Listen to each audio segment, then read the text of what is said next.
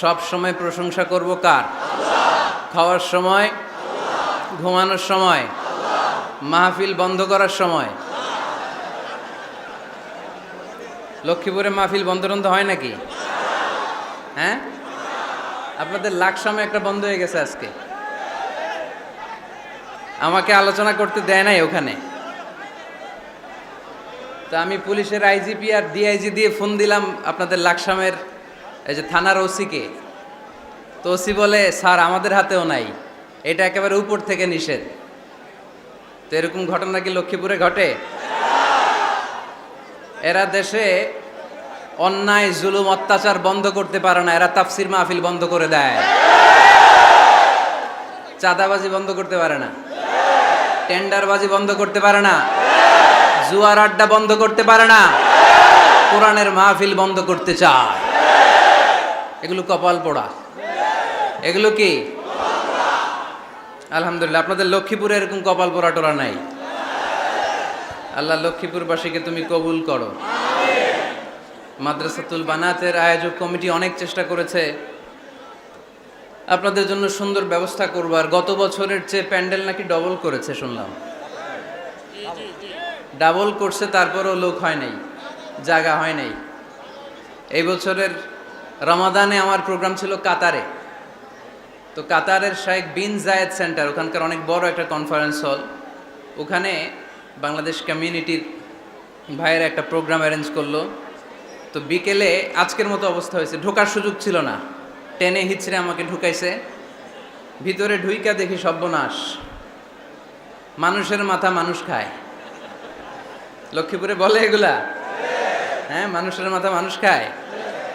তো এত মানুষ, ধারণ ক্ষমতার চেয়ে 5 গুণ বেশি মানুষ, আর 10,000 লোক তাদের গাড়ি নিয়ে এসে দে রিটার্ন ব্যাক, আবার ফিরে চলে গেছে। তো এগুলো ভালো sign, it's a good sign for the victory of কোরআন।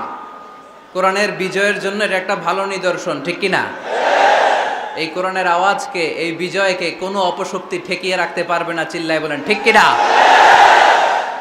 এই মানুষের গণজোয়ার এটা প্রমাণ করে। আজকে বিরিয়ানি টিরানি আছে নাকি? বিরিয়ানি ছাড়া এত মানুষ?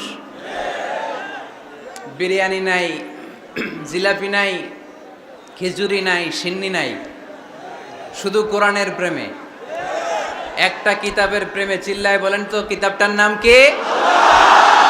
কোরআন।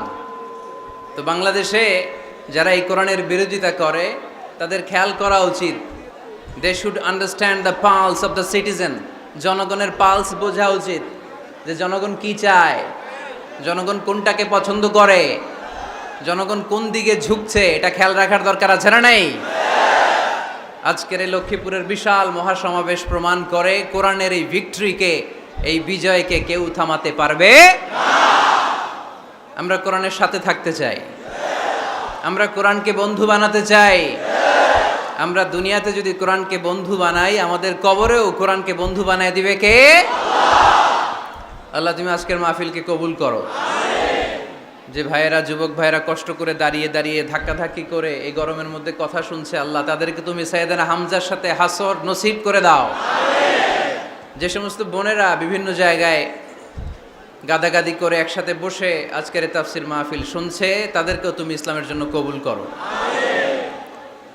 ঐতিহ্যবাহী মাদ্রাসাতুল বানাত আল ইসলামিয়া ফাজিল ডিগ্রি বিরাহিমপুর বানাত এতিমখানার উদ্যোগে আজকের এই বিশাল তাফসিরুল কোরআনের মাহফিল। আজকের এই প্রোগ্রামে কথা বলেছেন হাফেজ মাওলানা মোহাম্মদ হাবিবুর রহমান যুক্তিবাদী সাহেব, কথা বলেছেন হজরত মাওলানা নজরুল ইসলাম আশরাফি সাহেব। আসরের সালাতের পর থেকে আরও অনেক ওলামায়ে হজরত এখানে কথা বলেছেন। যারাই কোরআন থেকে কথা বলেছেন, নিঃসন্দেহে সত্য কথা বলেছেন, হক কথা বলেছেন। এই কথাগুলো যেন আমরা আমাদের জীবনে পালন করতে পারি, আল্লাহ তুমি তৌফিক দান করো। যেহেতু গ্যাদারিং খুব বেশি, আলোচনা হবে অল্প।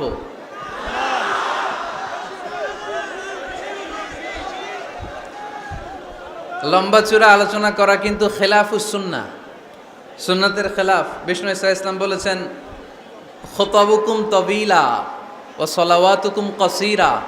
কিয়ামতের আগে তোমাদের ইসলামী বক্তব্যগুলো অনেক লম্বা হয়ে যাবে, আর তোমাদের সালাদগুলো খাটো হয়ে যাবে।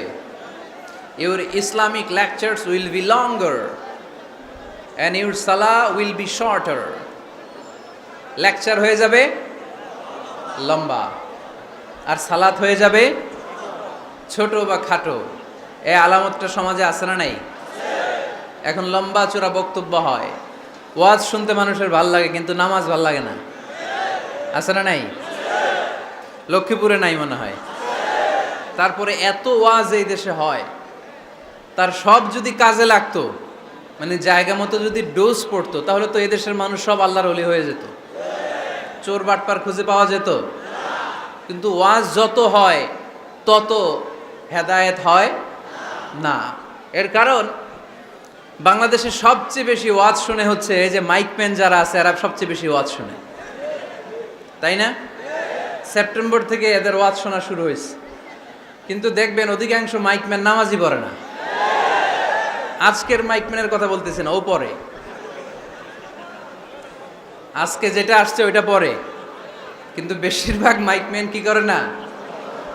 পড়ে না নামাজ। তো এটা প্রমাণ করে যে ওয়াজ যত হচ্ছে আসলে হেদায়েত তত হচ্ছে না।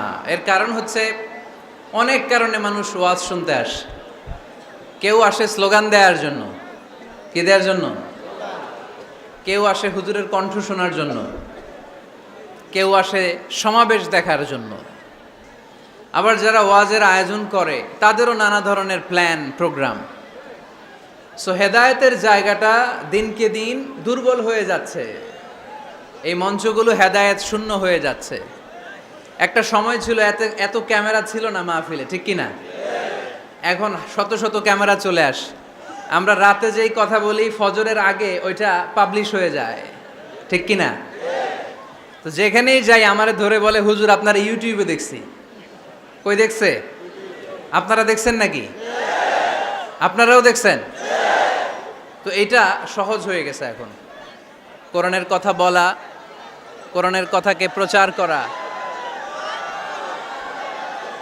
কোরআনের কথাকে ছড়িয়ে দেয়া, এখন এটা সহজ হয়ে গেছে আলহামদুলিল্লাহ।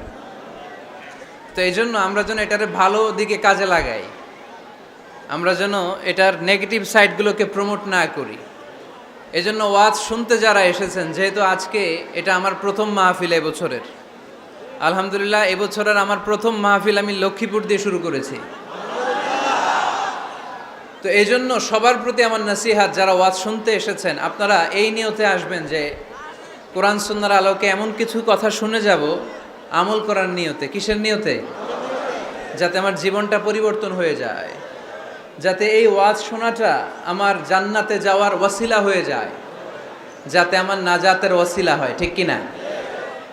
এরপরে ক্যামেরাম্যান যারা এসেছো, তোমরাও নিঃসন্দেহে সেই যতদিন আমরা এই শীতের সিজনে ওয়াজ করি তোমরাও থাকবা। তোমাদের প্রতি নাসিহাত হচ্ছে তোমরাও অনেক বড় সওয়াবের ভাগীদার। এই যে কোরআনের কথাগুলো তোমরা প্রচার করে দিচ্ছ, তোমাদের এখানে কন্ট্রিবিউশনও কম নয়। তবে এখানে তোমাদের স্বচ্ছতা বজায় রাখতে হবে। স্বচ্ছতা, নিজেদের মধ্যে আবার মারামারি করা যাবে না। এখন বক্তাদের মধ্যে মারামারি আছে না নাই? কাদা ছোড়াছুরি আছে না নাই? কাফের ফতুয়া আছে না নাই? লক্ষ্মীপুরে এগুলো বোধহয় কম না? তো এক আলেম আরেক আলেমকে দেখতে পারে না, একজন আরেকজনের জনপ্রিয়তায় জেলাসি ফিল করে, প্রতিহিংসা পরায়ণ। তো এই প্রভাব যদি যারা ক্যামেরাম্যান তাদের মধ্যেও পড়ে যায়, এটা ভয়ঙ্কর হবে। অনেক ইউটিউব চ্যানেলের ওনাররা দেখি দুই বক্তার ছবি দিয়ে এই বক্তা এমনে, ওই বক্তা এমনে, আর মাঝখানে লিখে রাখছে যুদ্ধ। মাঝখানে কি যুদ্ধ, মানে ওনার সাথে ওনার যুদ্ধ, ভারত পাকিস্তান খেলা। তো ইউটিউব চ্যানেলের ওনার ভাইরা যারা এসছো, তোমরাও অনেক সওয়াবের ভাগীদার হবে যদি তোমরা প্রফেশনালিজম মেনটেন করে দাওয়াতের কাজ করতে পারো। আয়োজক কমিটি যারা আছে তাদেরকে আমি বলবো, আপনারাও ইখলাসের সাথে মানুষকে কোরআনের কথা শোনাবার উদ্দেশ্যে এই প্রোগ্রামগুলোর আয়োজন করবেন। তাহলে এই প্রোগ্রামগুলো থেকে অনেক মানুষ উপকৃত হবে। আর সম্মানিত ওলামায়ে কেরাম যারা এই শীতের মৌসুমে কথা বলবেন, তাদের কাছেও আমি বিনীত অনুরোধ জানাই, অন্যের পিছনে লেগে থাকবেন না। আপনার জীবনের সবচাইতে দামি বিষয় হচ্ছে আপনার সময়। আমাদের জীবনের সবচাইতে দামি জিনিস কি? আমাদের সময়। তো আপনার সময়টাই যদি আল্লাহর দেয়া, স্রষ্টার দেয়া সবচেয়ে দামি সময় যদি আপনি অন্যের পিছনে লাগিয়ে ফেলেন তো নিজের কল্যাণ করবেন কখন? এজন্য সম্মানিত ওলামায়ে কেরামদের বলবো, আমরা যেন বেশি বেশি স্টাডি করে কোরআন সুন্নাহর আলোকে মানুষকে কথা শোনাতে পারি, যাতে করে লোকজন উপকৃত হয়। আল্লাহ নাসিহাতগুলো যেন আমরা আমাদের জীবনে কাজে লাগাতে পারি, তুমি তৌফিক দাও। আরো জোরে পড়ি আমিন। আমি আপনাদের খেদমতে আমার খুতবার শুরুতে সূরাতু আল জুমআর 10 নম্বর আয়াত তেলাওয়াত করেছি। কয় নাম্বার শুনতেছেন? কষ্ট হচ্ছে না তো? আমি যখন প্রশ্ন করব আপনাদেরকে আওয়াজ করে উত্তর দিতে হবে। আর এই যে ছেলেরা, কথা বলো না, দোহাই লাগে তোমাদের, কথা বলো না, আওয়াজ করো না, ডিস্টার্ব করো না প্রোগ্রামের, চুপচাপ। লক্ষ্মীপুরের ছেলেরা খুব ভদ্র আমি জানি, একেবারে চুপচাপ। সূরাতুল জুমার 10 নম্বর আয়াতে আল্লাহ তাআলা আমাদেরকে কর্মচঞ্চল হতে বলেছেন, কাজ করে খেতে বলেছেন। কাজে লজ্জা নেই, লজ্জা অলসতায়। কাজে লজ্জা আছে? লজ্জা কিসে? অলসতায়, অকর্মণ্যতায়। লেজিনেস খুব খারাপ, কিন্তু অ্যাক্টিভ হওয়া, এনার্জেটিক হওয়া, এটা নবীদের সুন্নাত, ঠিক কিনা? তো এই আয়াতের মাধ্যমে আল্লাহ তাআলা গোটা বিশ্বের মানুষদেরকে কাজের প্রতি উৎসাহিত করেছেন। আল্লাহ বলেছেন, ফাইদা কুদিয়াতিস সালাতু ফান্তাশিরু ফিল আরদ আবতাগু মিন ফাদলিল্লাহ। যখন সালাত শেষ হয়ে যায় তখন তোমরা জমিনে ছড়িয়ে পড়ো, প্রত্যেকের ওয়ার্ক প্লেসে চলে যাও, কাজ করো। আবতাগু মিন ফাদলিল্লাহ, আর আল্লাহর দেয়া ফদল তালাশ করো, রিজিক তালাশ করো। মসজিদের ভিতরে রিজিক আছে? কথা কয় না। মসজিদে গেলে কি টাকা পাওয়া যায়? খাওয়া পাওয়া যায় না। খাবার উৎপন্ন করতে হয় মসজিদের বাইরে, এ জমিনে। মসজিদে গেলে রহমত পাওয়া যায়। মসজিদে গেলে কি পাওয়া যায়? এজন্য মসজিদে ঢোকার সময় আমরা কোন পা দিয়ে ঢুকি আর কি পড়ি? আল্লাহুম্মা ইফতাহলি আবওয়াবা রাহমাতিক, আল্লাহুম্মা ইফতাহলি আবওয়াবা রাহমাতিক। আমরা বলি, হে আল্লাহ, আপনি আপনার রহমতের দরজা আমাদের জন্য খুলে দেন। সুবহানাল্লাহ পড়েন। এই দোয়া থেকে বোঝা গেল মসজিদে ঢুকলে কি পাওয়া যায়? সবাই বলতে হবে, কি পাওয়া যায়?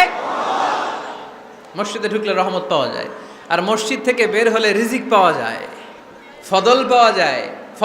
ফদলের আরেক অর্থ হচ্ছে রিজিক। এজন্য মসজিদ থেকে যখন বেরোই কোন পা দিয়ে বেরোই আর কি পড়ি? আল্লাহুম্মা ইন্নী আসআলুকা মিন ফাদলিক।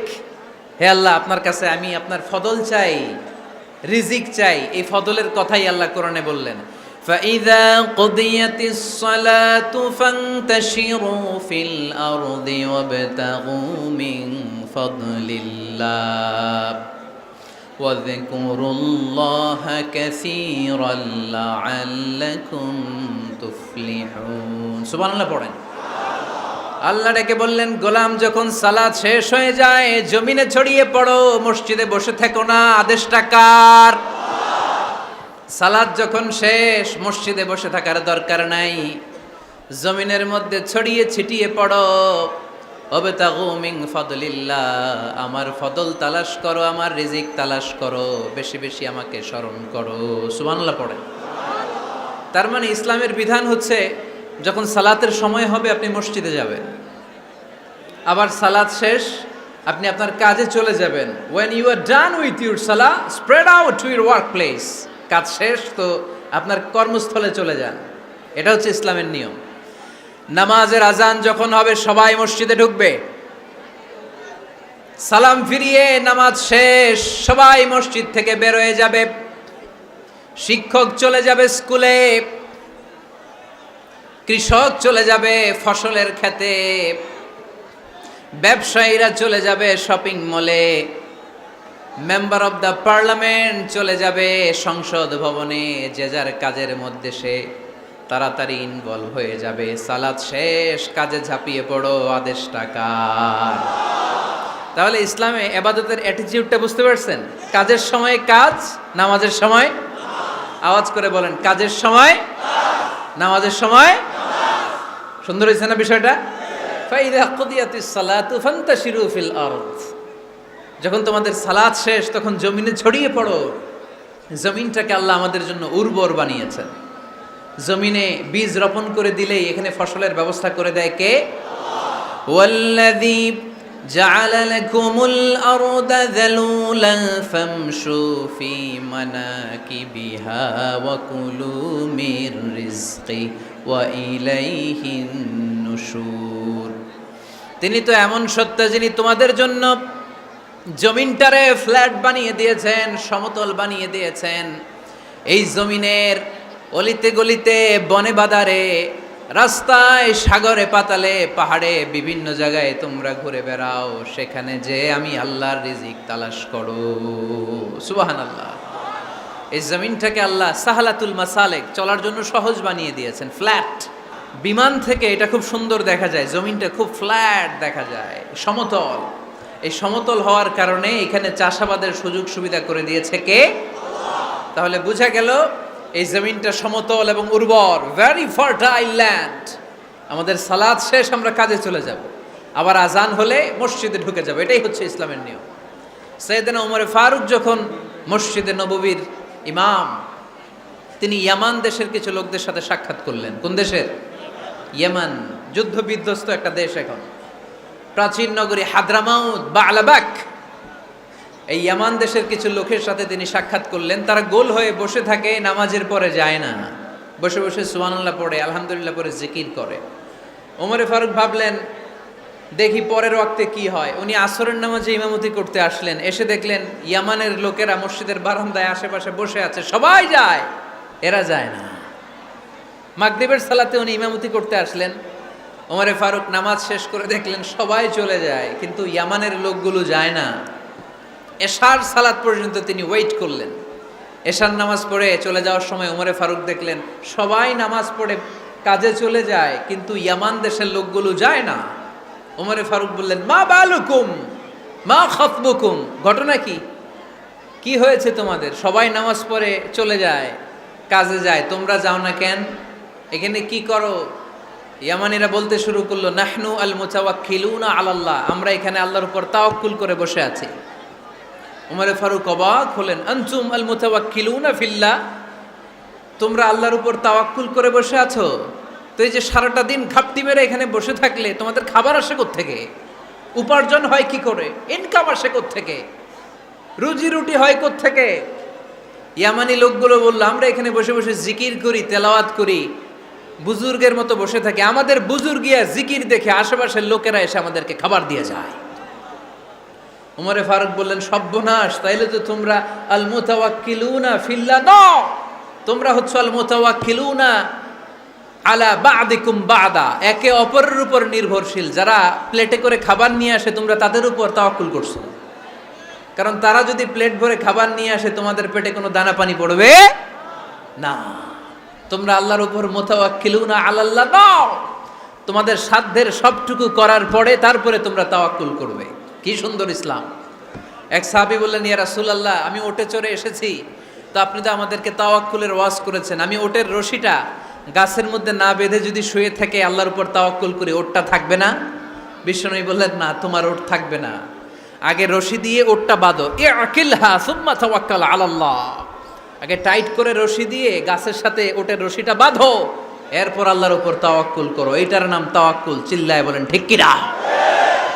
আপনার পার্টটা আপনার করতে হবে, আপনার যে রোল, এই রোলটা প্লে করতে হবে। আপনার সর্বোচ্চটুকু করার পরে আমরা তাওয়াক্কুল করি একজনের উপর। চিল্লায় বলেন তিনি কে? আল্লাহ। ওমরে ফারুক বললেন, তোমরা মুতাওয়াক্কিলুনা আলাল্লাহ নাও, তোমরা বের হয়ে যাও, খবরদার এরপরে কোনো দিন তোমাদেরকে যেন এই মসজিদের মধ্যে ঘাপটি মেরে গোল হয়ে বসে থাকতে না দেখা যায়। কারণ ফাইদা কুদিয়াতিস সালাতু ফান্তাশিরু ফিল আরদ ওয়াবতাগু মিন ফাদলিল্লাহ, ইসলামের বিধান হচ্ছে যখন নামাজ শেষ মসজিদে বসে থাকা যাবে? চিল্লায় বলেন, বসে থাকা যাবে? যাবে না। সর্বোচ্চটুকু করে তারপরে আপনাকে বের হয়ে যেতে হবে। প্রতিদিন সকালবেলা পাখির বাসা থেকে দেখবেন পাখিগুলো খালি পেটে বের হয়ে যায়। আপনাদের এই এলাকায় পাখির বাসা আছে? কি পাখির বাসা আছে? হ্যাঁ, সব পাখি আছে। তো সকালবেলা দেখবেন পাখির বাসা থেকে পাখিগুলো খালি পেটে বের হয়ে যায়। বিকেল বেলায় পাখিগুলোর ওদর পূর্তি করে, পেট ভর্তি করে আবার পাখির নিড়ে ফিরিয়ে দেয় কে? কারণ পাখিগুলো তাওয়াক্কুল করেছে কার উপর? পাখিগুলো তাওয়াক্কুল করে যদি পাখির নিড়েই বসে থাকতো, ওদের পেটে খাবার আসতো? কথা বলেন।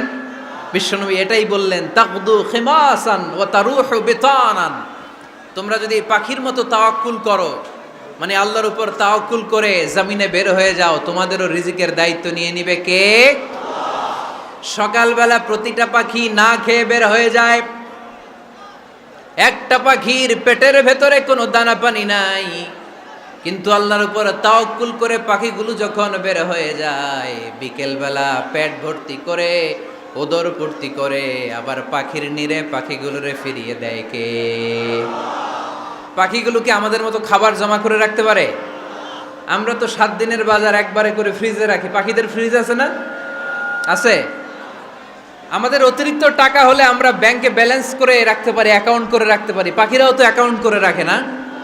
না, প্রতিদিন না খেয়ে বের হয়। কালকে ওই পাখিটা কি খাবে, কোন জায়গা থেকে তার রিজিকের ব্যবস্থা হবে, আল্লাহ ছাড়া কেউ জানে। এটার নাম তাওয়াক্কুল। এটার নাম কি? আমাদের সাধ্যের, আমাদের ক্যাপাসিটি, আমাদের ক্যাপাবিলিটির সবটুকু করে আমরা তাওয়াক্কুল করি একজনের উপর। চিল্লায় বলেন, চিনি কে? এজন্য ইসলাম আমাদেরকে শিখায়, সালাত যখন শেষ, বের হয়ে যাও, কাজে নেমে পড়ো। কাজে কোনো লজ্জা নাই, পরিশ্রমে কোনো লজ্জা আছে? যিনি রিক্সা চালায় এতে তার কোনো লজ্জা আছে? দিনমজুর, কুলি, ঠেলা গাড়ি চালায়, ছোট্ট ব্যবসা করে, এতে কোনো লজ্জা আছে? লজ্জা নাই। খেয়াল রাখবেন, লজ্জা হচ্ছে অলসতায়। লজ্জা কিসে? বিষ্ণু ঈসা ইসলাম বলেছেন, মা আকালা আহাদুন তুআমান কাত্তু খায়রুম মিন আইয়াকুলা মিন আমালি ইয়াদি। নিজ হাতে উপার্জিত খাবারের চেয়ে, অর্থের চেয়ে শ্রেষ্ঠ খাবার পৃথিবীর কোনো মানুষ কোনোদিন ভক্ষণ করে নাই। চিল্লায় কোন সুবহানাল্লাহ। শ্রেষ্ঠতম খাবার নিজ হাতে উপার্জিত খাবার। ঘাম জড়িয়ে যে অর্থ উপার্জন করা হয়, যে ইনকাম করা হয়, এটা হালাল। আর হালাল খেয়ে দোয়া করলে কবুল করে কে?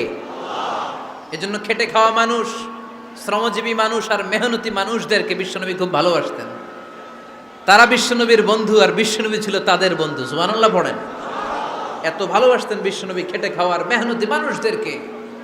সব সময় বিষ্ণু ইসলাম তাদের জন্য দোয়া করতেন। এজন্য যারা খেটে খায় তারা কপালওয়ালা, তারা মুস্তাজাবুদ দাওয়া। তারা কি? মুস্তাজাবুদ দাওয়া মানে এমন ব্যক্তি, যে ব্যক্তি দোয়া করতে দেরি হয় কিন্তু দোয়া কবুল হতে দেরি হয় না। আপনারা এখানে ব্যবসা করেন কে কে?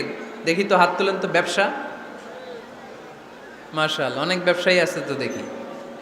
আচ্ছা, হাত নামান। চাকরি করেন কে কে?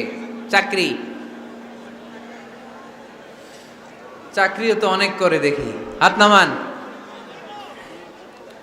প্রবাসী, ছুটিতে দেশে আসছেন। হুজুর আমি আছি, কই? আপনি দেখতে আসছেন? মাশাআল্লাহ। কোন দেশে থাকেন? সৌদি আরব। আলহামদুলিল্লাহ। সৌদিতে ভাল লাগে নাকি সৌদি স্বপ্নের দেশ, খাটতে খাটতে জীবন শেষ? ইনশাআল্লাহ। আচ্ছা, ইউনিভার্সিটির স্টুডেন্ট আছো কারা কারা দেখি? মাশাআল্লাহ, হাত নামাও।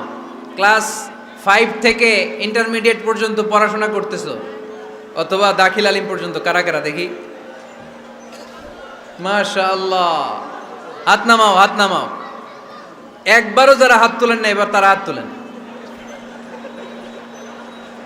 আন্নেরা কি করেন? হ্যাঁ, বেকার।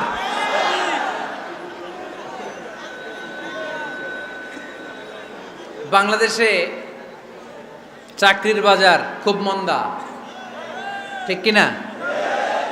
বাংলাদেশ ইন্ডিয়াতে চাকরি পেতে অনেক কষ্ট। সামান্য একটা পদের জন্য যেখানে চেয়েছে ক্লাস 8 পাস, এখানে ডবল মাস্টার ডিগ্রি অ্যাপ্লাই করছে কয়েক লক্ষ। এজন্য আমাদেরকে উদ্যোক্তা হতে হবে। You have to be the entrepreneur.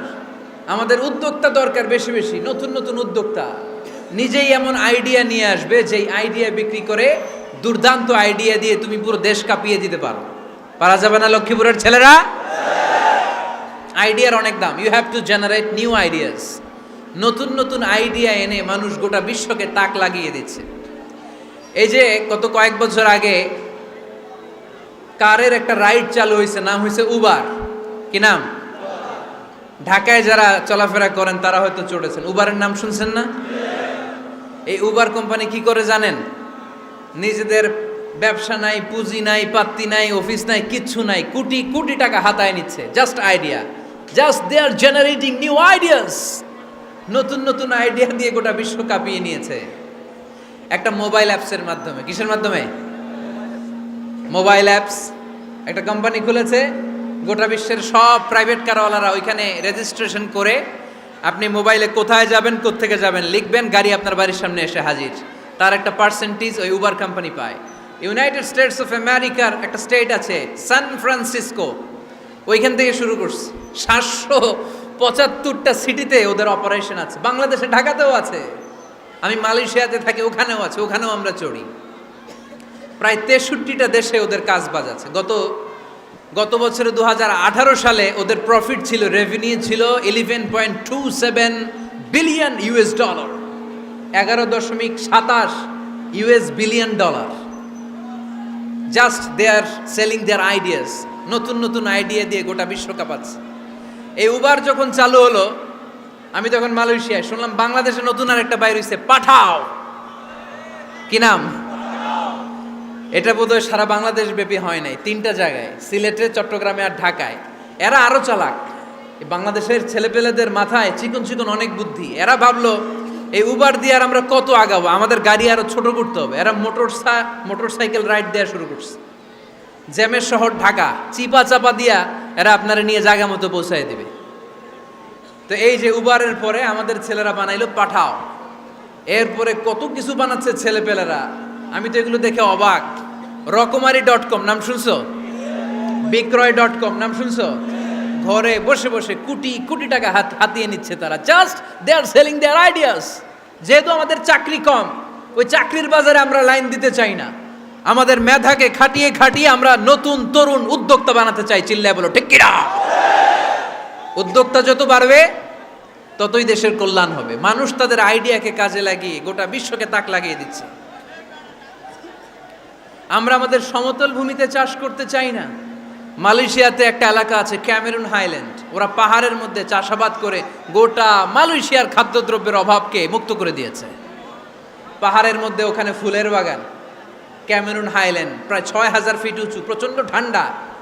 এই ঠান্ডা পাহাড়ি হিল ট্রাক্স এরিয়াতে মালয়েশিয়ার এই ক্যামেরুন হাইল্যান্ডে ওখানে আছে ফুলের বাগান, আছে ফলের বাগান, আছে চায়ের বাগান, ওখানে মধুর চাষ হয়, ওখানে শাকসবজি চাষ হয়, ওখানে অনেক কিছু চাষাবাদ হয়। ওই ফলমূল শাকসবজি দিয়ে গোটা মালয়েশিয়ার 14টা স্টেটে যত শাক সবজি ফলমূল লাগবে ওরা আঞ্জাম দেয়। আর আমরা আমাদের সমতল ভূমিতে চাষ করতে চাই না। আমরা চাষাবাদকে খুব লজ্জা মনে করি, এটা ভুল আইডিয়া। আমাদের যে এলাকা যেই জিনিসের জন্য বিখ্যাত ওইটাকে আমাদের ব্র্যান্ডিং করতে হবে। লক্ষ্মীপুর কিসের জন্য বিখ্যাত? নারিকেল সুপারি। নারিকেল সুপারি যে পৃথিবীর কত মানুষ, ইন্দোনেশিয়ান লোকেরা মুড়ির মতো খায় নারিকেল আর সুপারি।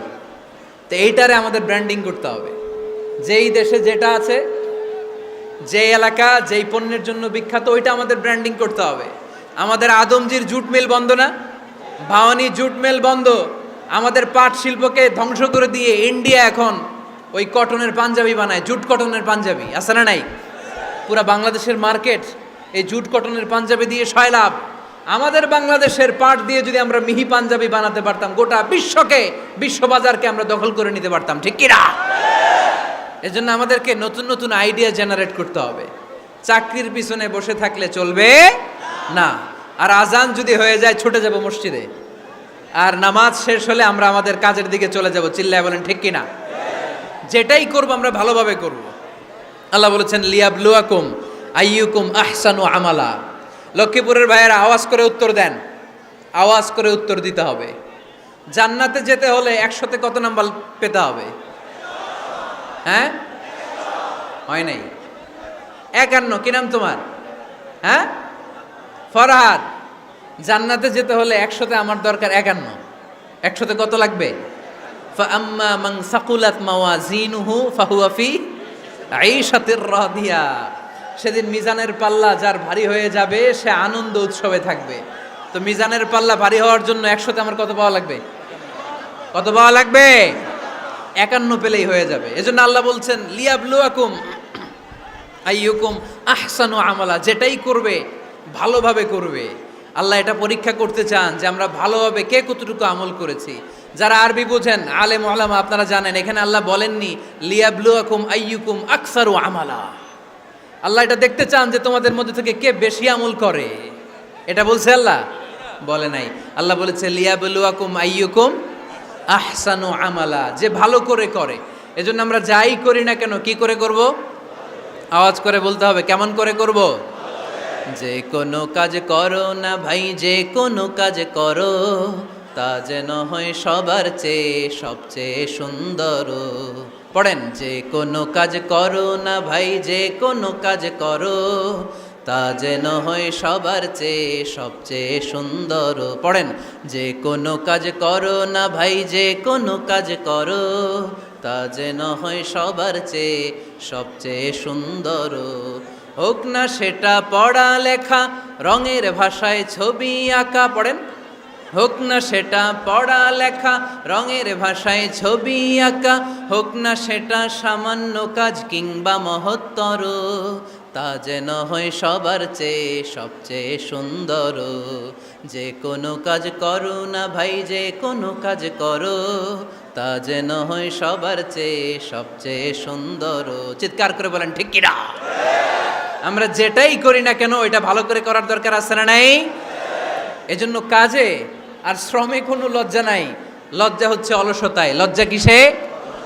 অলসতায়। বিষ্ণু ইসা ইসলামের কাছে এক সাহাবী এসে বলল, ইয়া রাসূলুল্লাহ আ'তিনি শাইআন, আপনি আমাকে কিছু দান করেন, আমার কিছুই নাই। বিষ্ণু বললেন, তোমার কিছু নাই? সাহাবী বললেন, ইয়া রাসূলুল্লাহ ঘরে আমার শুধু দুইটি জিনিস আছে। কয়টা? চিল্লায় বলেন কয়টা? এক হচ্ছে একটা জামা, দুই হচ্ছে পানি খাওয়ার একটা জগ। বিষ্ণু বললেন, এই দুইটাই নিয়ে আস। বিশ্বনবীর কথা শুনে ওই সাহাবী ঘর থেকে জামা নিয়ে আসলেন, পানি খাওয়ার জগ নিয়ে আসলেন। বিশ্বনবী সাল্লাল্লাহু আলাইহি ওয়াসাল্লাম ওনার মুবারক হাত দিয়ে এক হাতে জামা ধরে আরেক হাতে পানির জগটা ধরে সাহাবীদের দিকে উদ্দেশ্য করে বললেন, মাইয়াশতারি হাদাইন, এই দুইটা জিনিস কেনার মতো কে কে আছে দেখি? কয়েকজন হাত তুলল। বিশ্বনবী বললেন, কত দিয়ে কিনবা? এক সাহাবী বলে, ইন্নী আশতারিহিমা বিদিরহাম, ও নবী যদিও এগুলো আমার দরকার নাই, কিন্তু আপনি যেহেতু নিলামে ডাক তুলেছেন, ইয়া রাসূলুল্লাহ ইয়া হাবিবাল্লাহ, আপনার সম্মানে আমি 1 দিরহাম দিয়ে দুইটা জিনিস কিনে নেব। 1 দিরহাম, একটা জামা, একটা পানি খাওয়ার জগ, দাম কত? 1 দিরহাম। বিশ্বনবী বললেন, না না, 1 দিরহাম তো অনেক কম হয়ে যায়। মাইয়াজিদু আলা যালিক, এর চেয়ে বেশি দামে কে কিনবা?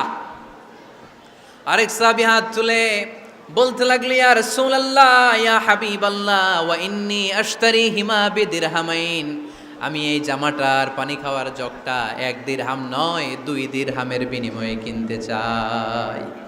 বিষ্ণু ইসা ইসলাম ওই সাহাবাকে দিয়ে দিলেন। দিয়ে 2 দিরহাম নিয়ে যে লোকটা ভিক্ষা করতে এসেছিল তার হাতে 2 দিরহাম দিয়ে বললেন, যাও 1 দিরহাম দিয়ে ঘরে খাবার কিনে দিয়ে আসো, আরেক দিরহাম দিয়ে একটা কুঠার কিনে নিয়ে আসো। শুনতেছেন? কি কিনে নিয়ে আসো? কুঠার দিয়ে কি করে? গাছ কাটে। ওই সাহাবী কুঠার কিনে নিয়ে আসার পরে বিশ্বনবী নিজ হাতে কুঠারের মধ্যে একটা কাঠের হাতল লাগাই দিলেন। আল্লাহু আকবার! হাতল ছাড়া কুঠার ইউজ করা যাবে? বিশ্বনবী নিজ হাতে ওই কুঠারের ভেতরে একটা হাতল লাগাই দিলেন আর বললেন, লা উরিদু আন আরাকা 15 আইয়াম, এই কুঠার নিয়ে জঙ্গলে যাও, গায়ে অনেক শক্তি আছে, কাঠ কাটো, এই কাঠ কেটে বাজারে বিক্রি করো, সামনের 15 দিন যেন আমি আমার চোখের সামনে তোমার না দেখি। বিশ্বনবীর পরামর্শ অনুযায়ী কুঠার নিয়ে ওই সাহাবী জঙ্গলে চলে গেলেন। কাঠ কেটে বাজারে বিক্রি করতে করতে 15 দিন পরে 10 দিরহাম নিয়ে বিশ্বনবীর দরবারে হাজির হয়ে গেলেন। 10 দিরহাম নিয়ে বিশ্বনবীর কাছে হাজির হয়ে গেলেন।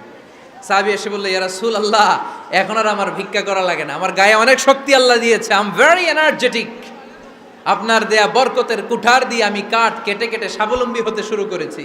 সুবহানাল্লাহ পড়েন।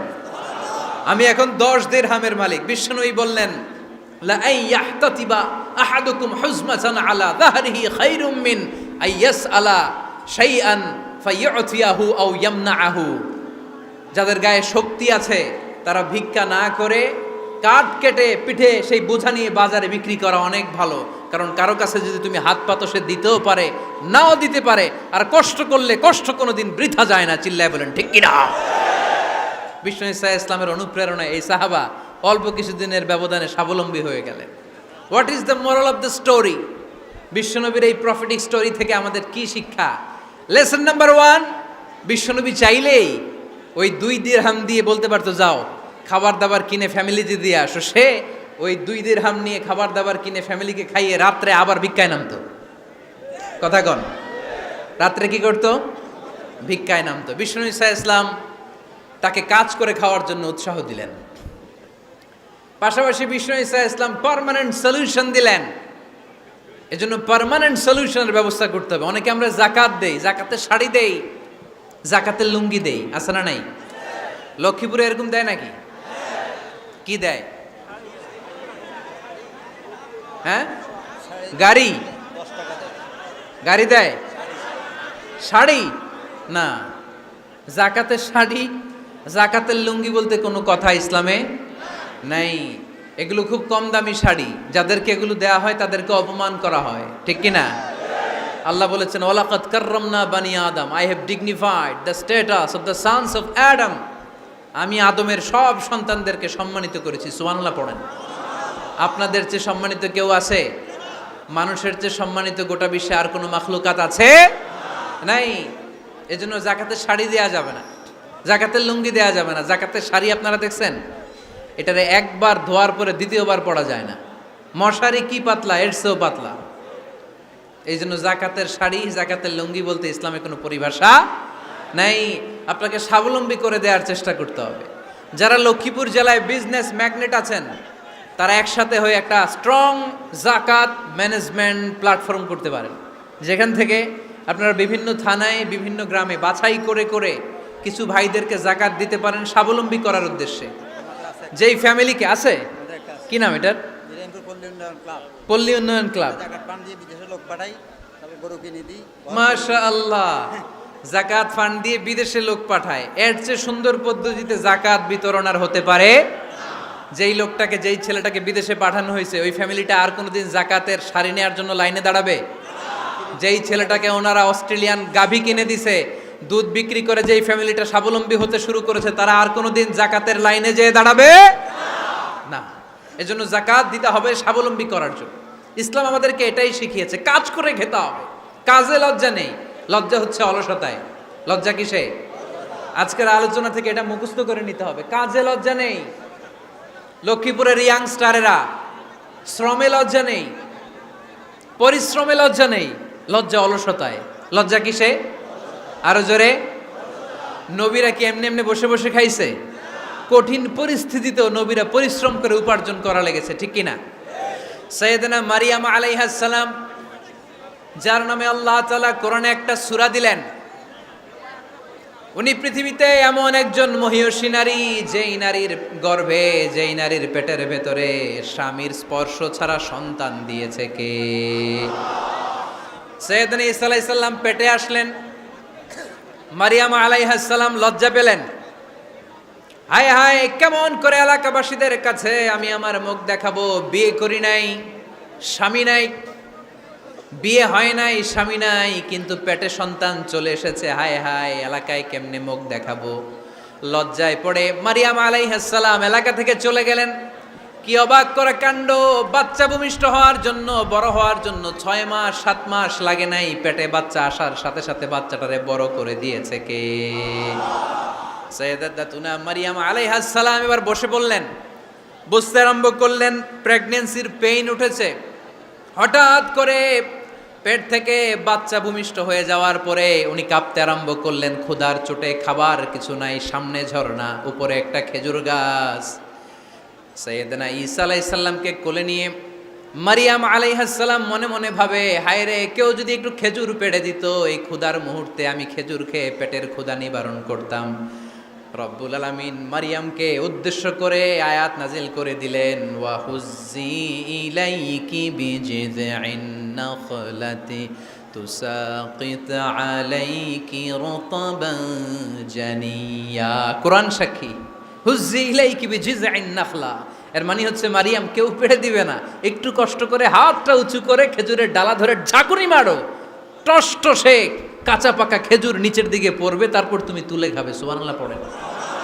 আল্লাহ চাইলে অটোমেটিক্যালি কারামাত হিসেবে খেজুরগুলো নিচে ফেলতে পারতেন না? কথা কোন? খেজুরগুলো অটোমেটিক্যালি নিচের দিকে পড়ছে? পড়ে নাই।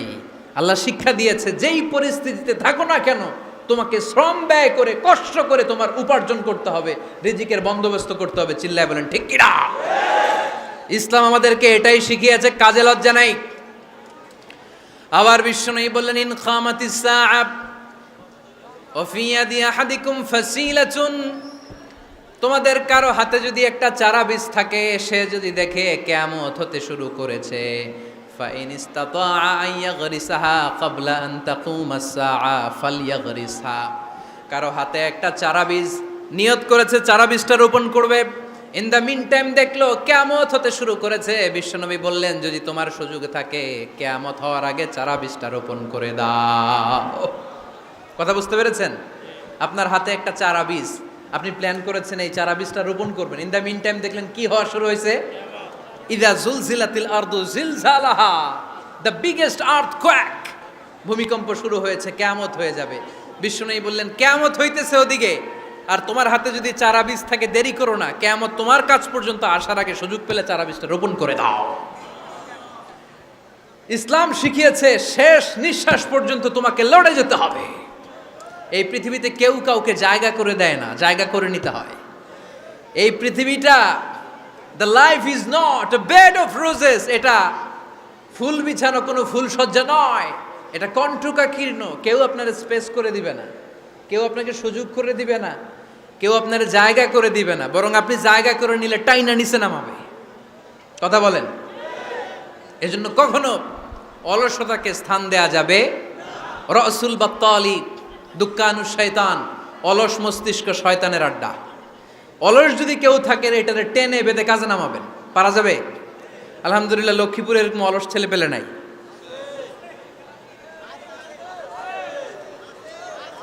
আছে? আমরা আজকে অলসতাকে নো বলে যাবো এই মাহফিল থেকে।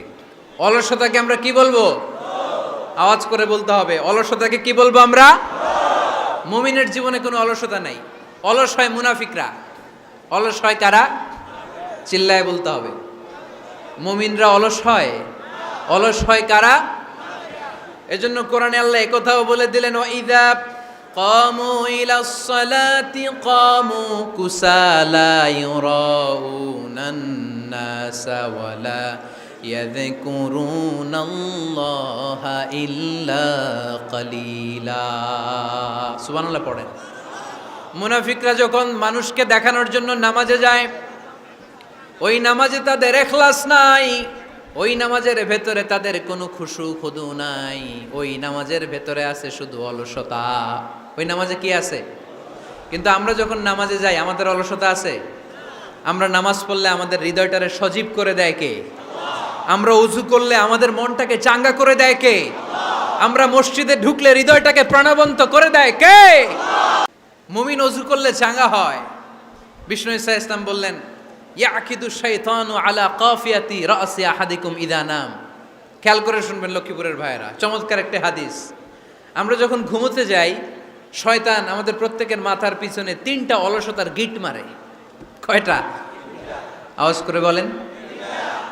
3টা অলসতার গিট মারে। ইয়াকিদু শাইতানু আলা কাফিয়াতি রাসি আহাদিকুম সালাসা উকাব। 3টা গিট মারে যখন আমরা ঘুমোতে যাই।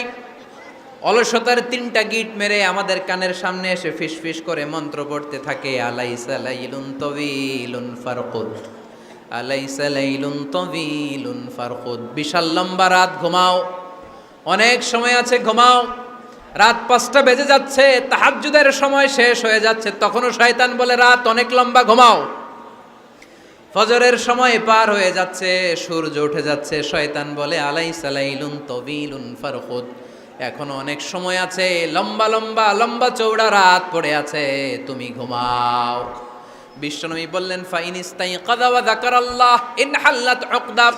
আমার উম্মতের কেউ যখন ঘুম থেকে জেগে ঘুম থেকে ওঠার দোয়া পড়া শুরু করে দেয়, অলসতার প্রথম গিটটা সাথে সাথে খুলে দেয় কে? আপনি ঘুম থেকে উঠেই যখন ঘুম থেকে ওঠার দোয়া পড়বেন, আপনার অলসতার প্রথম গিট খুলে দেয় কে? ঘুম থেকে ওঠার দোয়াটা কি?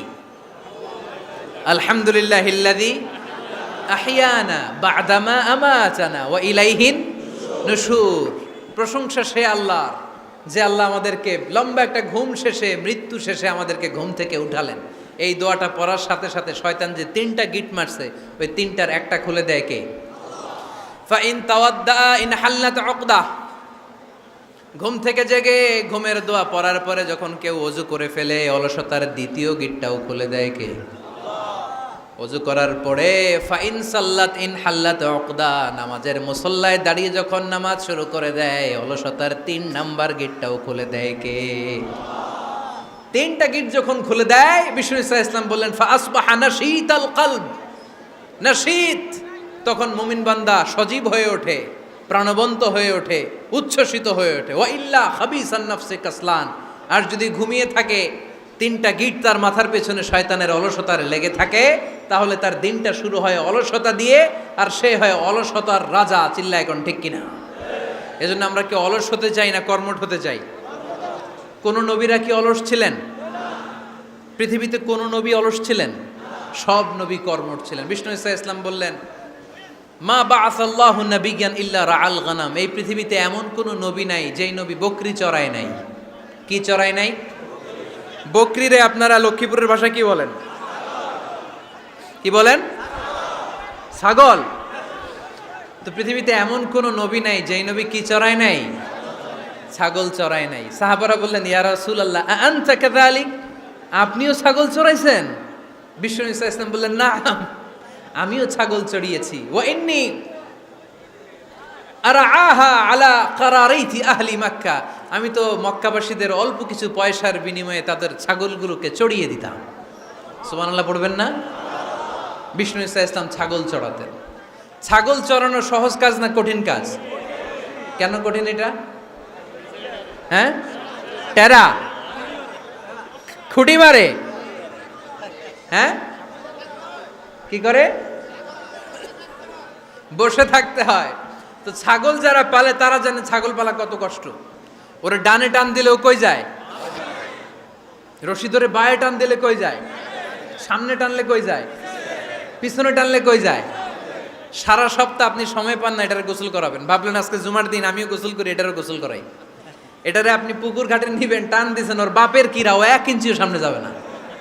ঠিক কি না? এই টেরা প্রাণী আল্লাহর কি কি মহিমা!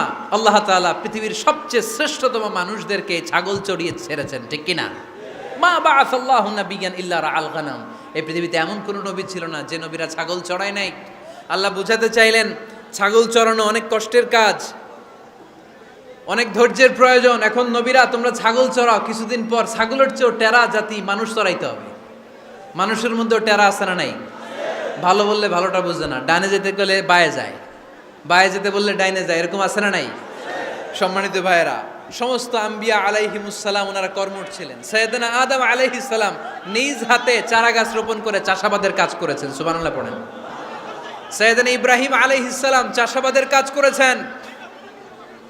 সাইয়েদনা দাউদ আলাইহিস সালাম নিজ হাতে যুদ্ধের জন্য যে পোশাক পরতে হয়, যেটা পরলে গায়ের মধ্যে ছুরি মারলেও ঢুকে না, ওই শিরস্ত্রাণ বানিয়েছেন, নিজ হাতে তলোয়ার বানিয়েছেন। সুবহানাল্লাহ পড়েন। সাইয়েদনা মূসা আলাইহিস সালাম ছাগল চড়িয়েছেন। সাইয়েদনা মূসা আলাইহিস সালামের মেজাজ নরম না গরম? নবীদের মধ্যে সবচেয়ে বেশি মেজাজওয়ালা নবী ছিলেন মূসা আলাইহিস সালাম। উনিও 8 থেকে 10 বছর সাইয়েদনা শুআয়ব আলাইহিস সালামের এরিয়াতে ছাগল চড়িয়েছেন। চিল্লায় বলেন সুবহানাল্লাহ। এজন্য নবীরা যেহেতু কাজ করেছেন, কর্মঠ ছিলেন, আমরাও কর্মঠ হব। ঠিক কি না? সাহাবারাও কর্মঠ ছিলেন। বিশ্বনবীর সাহাবারাও ব্যবসা করতেন। সাইয়েদনা আবু বকরের বিশাল ব্যবসা প্রতিষ্ঠান ছিল।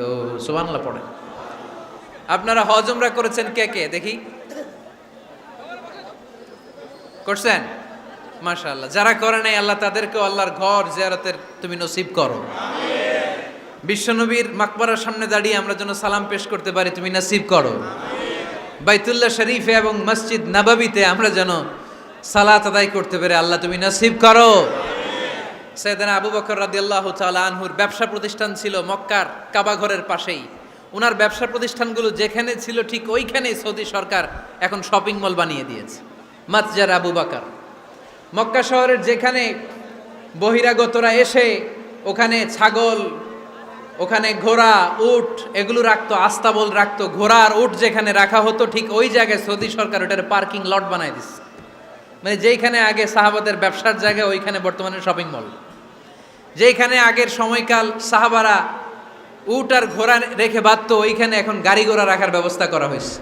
সাইয়েদনা আবু বকর অনেক বড় ব্যবসায়ী ছিলেন। ওনার নিজ টাকা দিয়ে হাবাসা থেকে আসা সাইয়েদনা বেলালকে তিনি 20,000 স্বর্ণ মুদ্রা দিয়ে উমাইয়া ইবনে খালাফের কবল থেকে তিনি মুক্ত করেছেন। সাইয়েদনা উসমান যুন্নুরাইন বড় ব্যবসায়ী ছিলেন। নিজের টাকা দিয়ে মদিনার মুসলমানেরা পানি খেতে পারে না, বিইরে রুমা নামে একটা কুয়া ছিল, এই কুয়ার মালিক ছিল ইহুদি। মুসলমানেরা পানি খেতে গেলে সে বকা দিত, পানি খেতে দিত না। বিশ্বনবী বললেন, আমার সাহাবীদের মধ্যে এমন কি কেউ নাই নিজের অর্থায়নে বীরে রুমা কিনে মুসলমানদেরকে দিয়ে দিবে? সাইয়েদনা উসমান যুন্নুরাইন বলল, ইয়া রাসূলুল্লাহ, আপনার খেদমতে আমি হাজির। মুহূর্তের মধ্যে সাইয়েদনা উসমান যুন্নুরাইন নিজের অর্থায়নে বীরে রুমাটা কিনে মুসলমানদের জন্য সদকা করে দিয়েছে। তো ব্যবসা না করলে, কর্মঠ না হলে, উপার্জন না হলে সদকা করা যাবে? চিল্লায় বলেন, করা যাবে? সুনানে তিরমিজির বর্ণনা, বিষ্ণু ঈসা ইসলাম মক্কা থেকে যত সাহাবারা হিজরত করে মদিনায় এসেছে, মদিনাতে কোনো না কোনো সাহাবার সাথে বিশ্বনবী ভ্রাতৃত্বের বন্ধনে আবদ্ধ করে দিয়েছে। সুবহানাল্লাহ পড়েন। এজন্য মক্কা থেকে যারা এসেছে এদেরকে বলে মুহাজির। এদেরকে কি বলে? আর মদিনায় যারা ছিল এদেরকে বলে আনসার। এদেরকে কি বলে? আওয়াজ করে উত্তরে দিবেন। মক্কা থেকে যারা এসেছে তাদের নাম, আর যারা মদিনার সাহাবী তাদের নাম আনসার। আজকে এই মাহফিলে লক্ষ্মীপুর এর বাইরে থেকে কারা কারা আসছেন দেখি?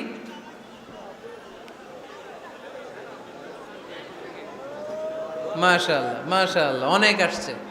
আল্লাহ ভাইদেরকে তুমি কবুল করো, হাত নামান। এই যে লক্ষ্মীপুরের বাইরে থেকে যে ভাইরা আসছে তারা লক্ষ্মীপুরের মেহমান, ঠিক কিনা? মক্কা থেকে হিজরত করে যে সমস্ত সাহাবারা এসেছিল তারা ছিল মদিনার মেহমান। বিশ্বনবী এক এক মক্কার সাহাবীকে মদিনার এক এক সাহাবীর সাথে ভ্রাতৃত্বের বন্ধনে আবদ্ধ করে দিলেন। আব্দুর রহমান ইবনে আউফ রাদিয়াল্লাহু তাআলা আনহু, ওনার সাথে ভ্রাতৃত্বের বন্ধনে যে সাহাবীকে বিশ্বনবী আবদ্ধ করে দিলেন ওনার নাম হচ্ছে সাআদ ইবনে রাবিয়া। কি নাম? মদিনার অনেক বড় ব্যবসায়ী। বিশ্বনবী বললেন, ও আব্দুর রহমান ইবনে আউফ,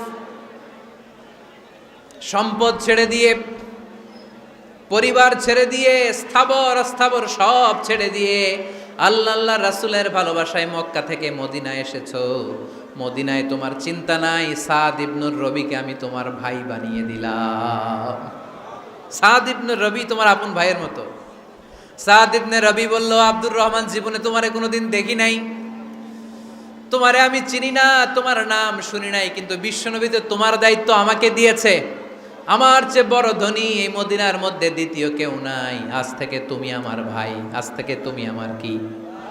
আল্লাহ আমাকে যত সম্পত্তি দান করেছে তার অর্ধেক সম্পত্তি আমি তোমার নামে দিয়ে দিলাম। ও আব্দুর রহমান ইবনে আউফ, শুধু তাই নয়, রব্বুল আলামিন আমাকে 2 জন স্ত্রী দিয়েছে। কয়জন? তুমি দেখো আমার কোন স্ত্রীকে তোমার বেশি ভালো লাগে, যার নাম তুমি বলবে সাথে সাথে আমি তারে তালাক দিয়ে দিব। তার ইদ্যত পালন শেষে তুমি তাকে বিয়ে করে তোমার সাথে নিয়ে যাবা। সুবহানাল্লাহ পড়েন। কারণ বিশ্বনবী তোমার দায়িত্ব আমার কাছে দিয়েছে, তুমি আমার ভাই, আমি মদিনার সবচেয়ে বড় ধনী, আমার অর্ধেক সম্পদ আমি তোমারে দিয়ে দিব, আমার 2 স্ত্রীর 1 স্ত্রীকে তোমারে দিয়ে দিব। সাইয়েদনা আব্দুর রহমান ইবনে আউফ এই কথা শুনে অবাক হলেন। অবাক হয়ে উনিও এক অবাক কথা বললেন। উনি বললেন, লা হাজাতা লি ফি ইয়া আখি, ও আমার প্রাণের ভাই, তোমার কথা শুনে আমার হৃদয়টা ভরে গিয়েছে, কিন্তু তোমার সম্পদেরও দরকার আমার নাই, তোমার স্ত্রীরও দরকার আমার নাই। বারাকাল্লাহু ফি মালিক ওয়া লি আহলিক, আল্লাহ তোমার মালেও বরকত দেখ, তোমার সম্পদেও বরকত দেখ, তুমি শুধু একটু কষ্ট করবা। কি কষ্ট? দুল্লানি আলা সুক, show me the way to the market. তুমি মদিনায় কোনো মার্কেট আছে কিনা, শপিং মল আছে কিনা, ব্যবসা প্রতিষ্ঠান আছে কিনা আমারে দেখায় দাও। সুবহানাল্লাহ পড়েন। আমরা হইলে কি করতাম? লক্ষ্মীপুরে যারা আসছে এদের একজনের যদি বলা হয়, ভাই আপনি এখন থেকে লক্ষ্মীপুরের ভাই, আমার অর্ধেক সম্পদ আপনারা দিয়ে দিব, কি করবে? পায়ের উপর পা তুলে খাবে আর বলবে কি আনন্দ আকাশে বাতাসে, ঠিক কিনা? এরপর যদি বলি ভাই আমার দুই বউ যেটারে সুন্দর লাগে বলেন তালাক দিয়ে দেই, নিয়ে যান, কি বলবে? কি আনন্দ আকাশে বাতাস। আল্লাহ রাসূলের সাহাবী আব্দুর রহমান ইবনে আউফ বললেন, লা হাজাতা লি ফি, আমার দরকার নেই। দুল্লানি আলা সুক, just show me the way to market. এখানে মার্কেট কই আছে দেখায় দাও। অবাক হয়ে গেলেন সাদ বিন রবি, বললেন ও আব্দুর রহমান ইবনে আউফ, ঠিক আছে তুমি যদি নিতে না চাও তোমারে আমি জোর জবরদস্তি করব না। শুনে রাখো, মদিনাতে ইহুদিদের কয়নুকার একটা বাজার আছে।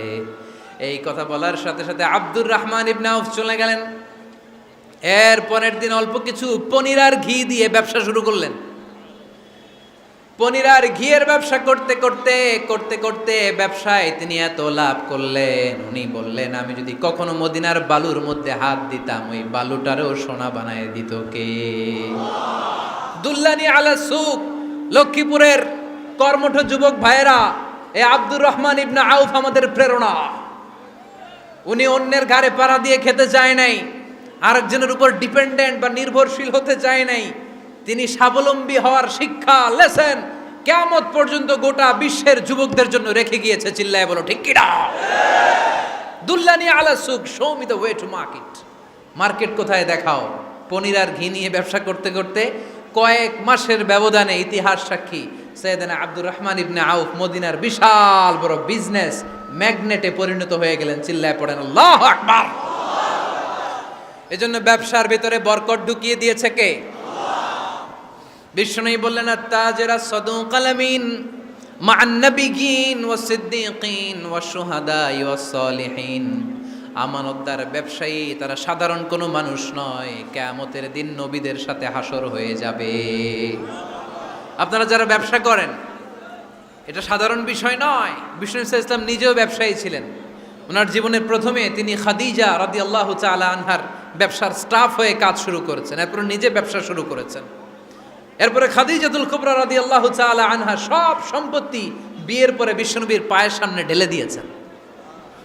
বললেন ইয়া রাসূলুল্লাহ, এই সম্পদ আমি আপনাকে দিয়ে দিলাম, আপনি ইচ্ছামতো দিনের প্রয়োজনে খরচ করেন। সুবহানাল্লাহ পড়েন। এজন্য বিষ্ণু ইসলাম আমাদের জন্য উপমা, আব্দুর রহমান ইবনে আউফ আমাদের জন্য উপমা। যারা ব্যবসা করেন তারা বিষ্ণু ইসলামের সুন্নাহ পালন করছেন। আত-তাজির আস-সাদুক আল আমিন। বিষ্ণুই বললেন সত্যবাদী আমানতদার ব্যবসায়ী, যে ব্যবসা করতে যে মিথ্যা কথা বলে না। অনেক ব্যবসায়ীরা আছে পণ্য চালানোর জন্য মিথ্যা কথা বলে আর কসম কাটে, আছে না নাই? আহা, এমনটা করা যাবে? সকালবেলা স্ত্রীরে বলে এই গরুগুলা বিক্রি করবো, তুই একটা দাম কত কমু? স্ত্রীরে শিখাই দিচ্ছে এই গরুর দাম তুই 40,000। তো বউ বলে ঠিক আছে দাম কইলাম 40,000। তো এরপরে বাজারে যখন গরু বিক্রি করতে যায় একজন যখন বলে যে ভাই এটা 30,000 টাকা দিয়ে কিনবো, কয় ভাই আল্লাহর কসম সকালে একজন 40,000 দাম কইছে আমি দেই নাই। আছে না নাই? কৌশল করে। বউরে শিখাইছে সকালে, কয় তুই দাম কর 40,000। তো বাজারে যে কয় সকালে একজন দাম করছে, দাম করে কইছে 40,000 দেই নাই, আপনারা 30,000 কেমনে দেই? এরকম ডাকাইত আছে না নাই? আলহামদুলিল্লাহ লক্ষ্মীপুরে এরকম লোকজন নাই। আরে নাই, আমি কই নাই, এরা কই আছে। লক্ষ্মীপুরের মানুষ খুব ধার্মিক আমি জানি। লক্ষ্মীপুর, নোয়াখালী, ফেনী এই বেল্টের লোকজন খুব আল্লাহওয়ালা। এদের মধ্যে আল্লাহওয়ালার সংখ্যা বেশি, এখানে আলেম ওলামা বেশি, এখানে মসজিদ মাদ্রাসা বেশি। এই জন্য এই জেলাগুলোতে আল্লাহর রহমতও বেশি। আল্লাহ তুমি এই জেলার ছেলেবেলাদেরকে, এই জেলার লোকদেরকে তুমি কবুল করো, মা বোনদেরকে তুমি কবুল করো। সম্মানিত ভাইয়েরা, এজন্য আজকের মাহফিল থেকে আমরা যেটা শিখলাম সেটা হচ্ছে পরিশ্রমে কোনো লজ্জা আছে? আমরা কাজ করে খাবো, ঠিক কিনা? Never underestimate any job. যুবক ভাইয়েরা, লক্ষ্মীপুরের যুবক ছেলেরা, শুনতেছ? এরকম আওয়াজ করতে হবে, কান খাড়া করে শোনো। Never underestimate any job. কোনো চাকরিকে ছোট করে দেখা যাবে, whether it's small or big, you don't care. এটার কেয়ার করা যাবে না। ছোট্ট চাকরি পাইলেই ঢুকে যাবা, বড় অফার আসলে পরে ঢুকবা। এটা ছোট কাজ, এটা হোটেলের ওয়েটার, এটা ছোট্ট স্টাফ, এটা কেরানি না। কাজ কাজই, কাজের মধ্যে কোনো ছোট বড় নাই। খেটে খাওয়া মানুষকে বিশ্বনবী অনেক সম্মান করতেন। বিশ্বনবী সাল্লাল্লাহু আলাইহি ওয়াসাল্লাম খেটে খাওয়া মানুষদেরকে এত ভালোবাসতেন, বিদায় হজের মতো এত গুরুত্বপূর্ণ ভাষণও এই মেহনতি মানুষদের কথা বাদ যায়নি। সুবহানাল্লাহ পড়বেন না? দিনটা ছিল জুমাবার। বিশ্বনবী সাল্লাল্লাহু আলাইহি ওয়াসাল্লাম আরাফাতের ময়দানে দাঁড়িয়ে ঐতিহাসিক একটা ভাষণ দিলেন। এই ভাষণের নাম হলো বিদায় হজের ভাষণ। এই বিদায় হজের ভাষণেও খেটে খাওয়া মানুষের কথা বিশ্বনবী বাদ দেয় নাই। বিশ্বনবী বলেছেন, আরিক্কাকুম আরিক্কাকুম, খবরদার অধীনস্থ কর্মচারীদের সাথে খারাপ আচরণ করো না। আতঈমুহুম মিম্মা তাকুলুন ওয়াকসুহুম মিম্মা তালবিসুন, খবরদার মনে রেখো, তোমরা যা খাবে তোমাদের অধীনস্থ কর্মচারীদেরও তা খাওয়াবে, তোমরা যা পড়বে তাদেরও তা পড়াবে।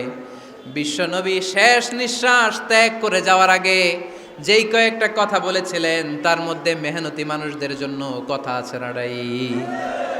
বিষ্ণু ইসা ইসলাম যখন শেষ নিঃশ্বাস ত্যাগ করবেন, তিনি বলেছিলেন, আসসালাত আসসালাত, উম্মতেরা নামাজ নামাজ, নামাজ ছেড়ে দিও না, নামাজ তরক করো না, নামাজ কাজা করো না। আর বলেছিলেন, অমা মালাকাত আইমানুকুম, অধীনস্থ কর্মচারীদের সাথে খবরদার খারাপ আচরণ করো না। যারা কর্মচারীদের সাথে খারাপ আচরণ করে, যারা মানুষের কাছ থেকে শ্রম নিয়ে কাজ করিয়ে টাকা দেয় না, কিয়ামতের দিন তাদের বিরুদ্ধে মামলা দায়ের করবে কে? কে করবে? হাদিসে কুদসি সাক্ষী বিষ্ণু ইসা ইসলাম বলেন, আল্লাহ তাআলা ফরমান, আনা খাসমুহুম সালাসাতুন আনা খাসমুহুম ইয়াউমাল কিয়ামা। তিন শ্রেণীর ব্যক্তির বিরুদ্ধে আল্লাহ বলেন, আমি নিজেই কিয়ামতের দিন মামলা দায়ের করব। I will be against them in the day of judgment. Three categories of people, I will be against them in the day of judgment. তিন শ্রেণীর লোক কিয়ামতের দিন তারা ছাড় পাবে না। আল্লাহ বলেন, আমি নিজেই তাদের বিরুদ্ধে মামলা দায়ের করব। এর মধ্যে এক শ্রেণীর লোক হচ্ছে রাজুলুন ইস্তাআজারা জিরান ফাস্তাউফা মিনহু ওয়া লাম ইউতি আজরা। একজন শ্রমিক ভাড়া করে তার কাছ থেকে কাজ নিয়েছে, কিন্তু তার পারিশ্রমিক আদায় করে নাই। এরকম আছে না নাই? দাপট দেখায়, দাপট দেখায় ইউনিভার্সিটির ক্যান্টিনগুলোতে। ইউনিভার্সিটির ক্যান্টিনে যে খায় মাগার বিল দেয় না, এরকম ডাকাইত আছে না নাই? চায়ের দোকানে চা খায় কয় পরে দিমু, বিল দেয় না, আছে না নাই? দোকানে যে পণ্য কিনে বিল দেয় না, কয় পরে দিমু, আছে না নাই? কিয়ামতের দিন আল্লাহ তোর এই মাস্তানি ছুটাবে, চিল্লা এখন ঠিক কিনা? আনা খাসমুহুম, আমি নিজেই তাদের বিরুদ্ধে মামলা দায়ের করব। কথাটা কার? এজন্য বিশ্বনবী বললেন, খবরদার মেহনতি মানুষ, খেটে খাওয়া মানুষ, এদের দোয়া কবুল হয়ে যায়। আতুল আজিরা আজরাহু ক্বাবলা আন ইয়াজিফা আরাকুহু, খবরদার বিশ্বনবী বললেন, শ্রমিকের ঘাম শুকিয়ে যাওয়ার আগে তাদের পারিশ্রমিক মিটিয়ে দাও। বিশ্বনবীর বিখ্যাত হাদিস, আতুল আজিরা আজরাহু ক্বাবলা আন ইয়াজিফা আরাকুহু, শ্রমিকের ঘাম মাটিতে লাগার আগে, শুকিয়ে যাওয়ার আগে তাদের পারিশ্রমিক মিটিয়ে দাও। কেননা তারা যদি বদদোয়া করে তোমার জীবনকে জাহান্নাম বানিয়ে দিবে কে? বিষ্ণু ইসা ইসলাম সব সময় খেটে খাওয়া মানুষদেরকে আগলে রাখতেন। সব সময় শুধু যে ভাষণে মেহনতি মানুষদের সাথে ভালো আচরণ করতে বলতেন, শ্রমিকদের সাথে ভালো আচরণ করতে বলতেন, এমনটা নয়। ওনার ব্যক্তিগত জীবন ঘাটলেও দেখা যায় উনি শ্রমিকদের সাথে কেমন আচরণ করেছেন। বিষ্ণু ইসা ইসলামের একজন খাদেম ছিল, আপনারা তার নাম জানেন? কি নাম? সবাই বলেন আনাস। আওয়াজ করে বলেন, বিশ্বনবীর খাদেমের নাম? নামটা কেমন লাগে? ভালো লাগে? ছেলে হইলে রাখবেন তো? রাখবেন? অনেকে আমারে জিজ্ঞেস করে যে আমার একটা ছেলের নাম বলে দেন। এই এলাকার যদি কারো সম্ভাব্য আগন্তুক 2-1 মাস পরেই ছেলে পৃথিবীতে আসবে, এর নাম রাখবেন আনাস। নাম কি রাখবেন? খাদিমু রাসূলিল্লাহ, আল্লাহ রাসূল সাল্লাল্লাহু আলাইহি ওয়াসাল্লামের খাদেম। এই খাদেমের কাছ থেকে একটু শোনেন ওনার মালিক কেমন ছিল। শুনবেন নাকি কষ্ট হচ্ছে? সম্মানিত ভাইয়েরা খেয়াল রাখবেন, কোন পীর সাহেবের ব্যাপারে যদি আপনি রিপোর্ট চান, পীর সাহেবের বউয়ের কাছ থেকে শুনবেন। কথা কয় না, বোঝে নাই বোধ হয়। একজন পীর সাহেব হুজুর উনি কেমন, রিপোর্ট নেবেন কার কাছ থেকে? কার কাছ থেকে? বউয়ের কাছ থেকে। একজন বড় সাহেব, বড় নেতা, তার ব্যাপারে যদি রিপোর্ট পেতে চান, আমি কয়েকটা জায়গা বলে দিই, এই জায়গাগুলো থেকে রিপোর্ট নেবেন। 1 নাম্বার তার ড্রাইভার, 1 নাম্বার। 2 নাম্বার তার বাড়ির দারোয়ান, 2 নাম্বার। 3 নাম্বার তার খাদেম, 3 নাম্বার। 4 নাম্বার তার ঘরের কাজের মেয়ে, 4 নাম্বার। এদের কাছ থেকে আসল রিপোর্ট পাওয়া যায়, ঠিক কিনা? এবার বিশ্বনবীর ব্যাপারে বিশ্বনবীর খাদেম কি বলে শুনবেন? বুঝে নাই বোধহয়। বিশ্বনবীর ব্যাপারে বিশ্বনবীর খাদেম কি কমেন্টস করছে শুনতে চান? খাদেমের নাম আরো জোরে বলতে হবে। আনাস রাদিয়াল্লাহু তাআলা, আনাস রাদিয়াল্লাহু তাআলা আনহু বলেন, বিশ্বনবী যখন মক্কা থেকে মদিনায় হিজরত করে আসলেন, মদিনার অলিতে গলিতে আনন্দের বন্যা বয়ে গেল। তলা আল বাদরু আলাইনা বলে সবাই বিশ্বনবীকে বরণ করে নিল, সবাই বিশ্বনবীর সাথে দেখা করতে আসলো। সবাই যখন আনসারী নারী পুরুষরা দেখা করতে যায়, আমার আম্মাও বলল, আনাস, মক্কা থেকে বিশ্বনবী এসেছে, চলো তোমারে নিয়ে দেখা করতে যাই। আনাসের মা আনাস রাদিয়াল্লাহু তাআলা আনহু তখন খুব ছোট্ট, তিনি যে দেখে মানুষের ভিড়ে আনাসকে নিয়ে সামনে যাওয়া যায় না। আর তিনি দেখলেন মদিনার অলিতে গলিতে মানুষের ভিড়, আনসারি, আবাল বৃদ্ধ বনিতা, নারী পুরুষ সবাই বিশ্বনবীর সাথে দেখা করছে। আর যারাই দেখা করছে হাতে কোনো না কোনো হাদিয়া নিয়ে বিশ্বনবীর সাথে দেখা করতেছে। সুবহানাল্লাহ কইবেন না? আনসারি যত সাহাবারা বিশ্বনবীর সাথে দেখা করতে এসেছে, কি নিয়ে আসছে? কথা কয় না। তাহা দাও তাহাব্বু, হাদিয়া দাও, একে অপরকে হাদিয়া দাও, তোমাদের মধ্যে ভালোবাসার বন্ধনকে বাড়িয়ে দিবে কে? আনাসের মা বললেন, আমি মানুষ ধাক্কাতে ধাক্কাতে বিশ্বনবীর সামনে পর্যন্ত গেলাম, যে দেখি সবাই বিশ্বনবীর হাদিয়া দেয়। আমি বিশ্বনবীর সামনে যে কাঁদো কাঁদো সরে বললাম, ইয়া রাসূলুল্লাহ, ইয়া হাবিবাল্লাহ, লাম ইউবকি রাজুলুন ওয়ালা ইমরাআতুন মিনাল আনসার ইল্লা ক্বাদ আতহাফাকা বিতুহফা। ও নবী, আমি দেখতে পেয়েছি আনসারী এমন কোন নারী নাই, এমন কোন পুরুষ নাই যে আপনাকে আপনার হাতে কোনো না কোনো হাদিয়া দেয় নাই। ওয়া ইন্নী লা আকদিরু আলা যালিকা মা উতহিফুকা বি। কিন্তু ইয়া রাসূলুল্লাহ, ইয়া হাবিবাল্লাহ, আমার কাছে তো কোনো টাকা নাই, আমার কাছে কোনো পয়সা নাই, আমার ঘরে এমন কোনো জিনিস নাই যেই জিনিসটা আমি আপনারে হাদিয়া দেব, ইল্লা ইবনি হাদা, আমার এই নার ছেঁড়া ধন কলিজার টুকরা সন্তান আনাস ছাড়া। ও আখিরি জামানার পয়গম্বর, আমি আমার কলিজার টুকরা আনাসকে আপনারে হাদিয়া দিয়ে দিলাম।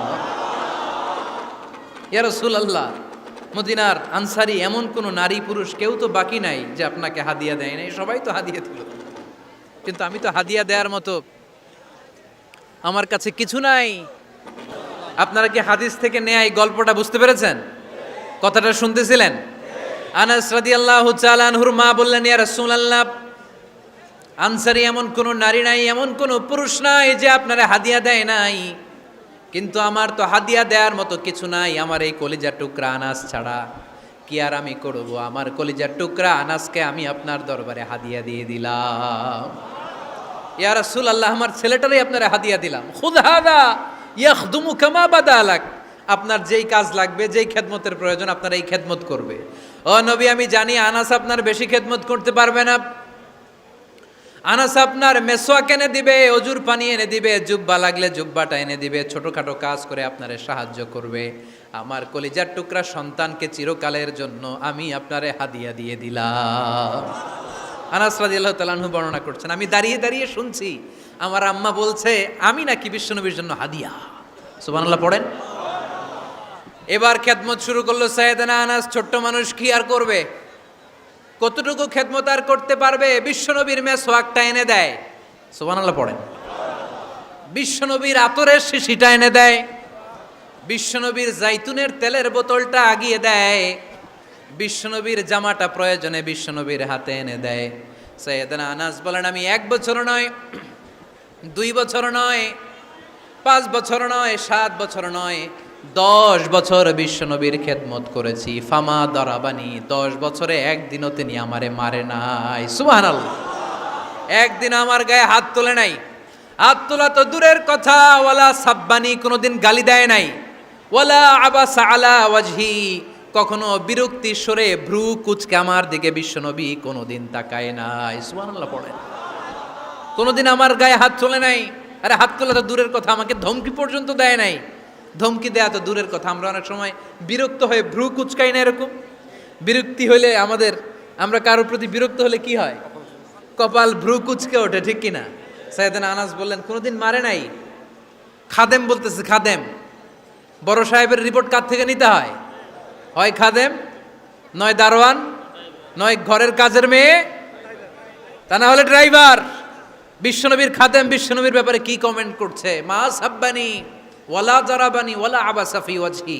এই 10 বছরের খেদমতের জিন্দেগিতে কোনোদিন বিশ্বনবী আমারে মারে নাই, গায়ে হাত তোলে নাই। আরে হাত তোলা তো দূরের কথা, একটা ধমকও দেয় নাই। আরে ধমক দেয়া তো দূরের কথা, বিরক্তির সুরে ভ্রু কুচকে আমার দিকে কখনো তিনি তাকায় নাই। চিল্লায় বলো সুবহানাল্লাহ। আর আজকে মাইক পেলে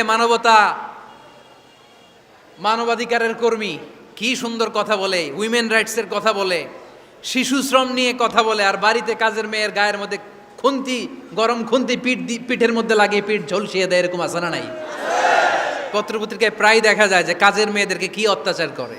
খুন্তি গরম করে করে চামড়ার মধ্যে লাগিয়ে স্কিন ঝলসে ফেলেছে, গ্রিলের মধ্যে বেঁধে রেখেছে, সময় মতো খাবার দেয় নাই, পিটিয়ে মাথার চুল কামিয়ে মাথা ন্যাড়া করে দিয়েছে, এরকম আছে না নাই?